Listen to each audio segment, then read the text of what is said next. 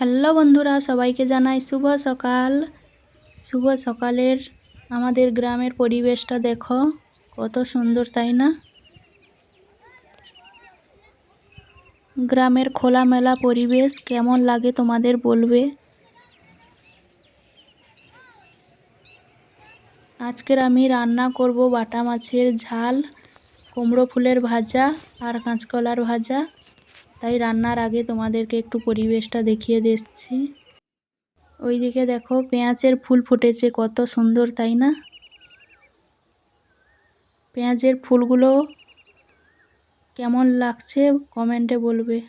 চলো রান্নার দিকে চলে যাই। এখানে আমি কুমড়ো ফুল তুলে নিয়েছি, তারপরে বেসনে সব কিছু মিক্সড করে নিচ্ছি। কেটে কুটে কড়াই বসিয়ে দিয়েছি, গরম হয়ে গেলে তেল দিয়ে দেব আমি।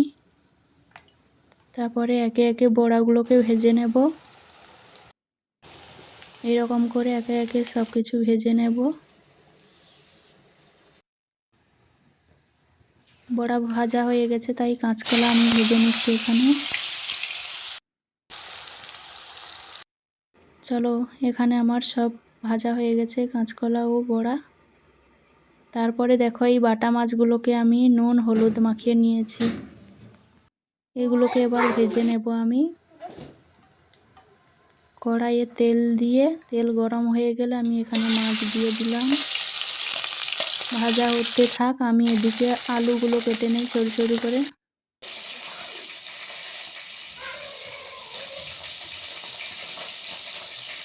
আলুগুলো কেটে নিচ্ছি আমি এখানে।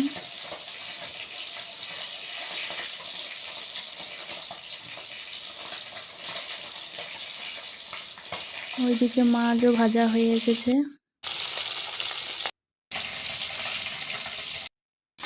এখানে আমি আলু কেটে নিয়েছি, তারপরে ওই তেলে দিয়ে দেব ফোড়নে জিরে সমরা, তারপরে পেঁয়াজ দিয়ে দিলাম আমি এখানে।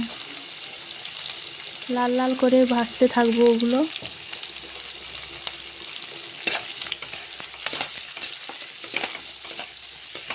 অল্প ভাজা হয়ে গেলে আমি টমেটো দিয়ে দেব এখানে। তারপরে একটু আদা বাটা দিয়ে দেব আমি।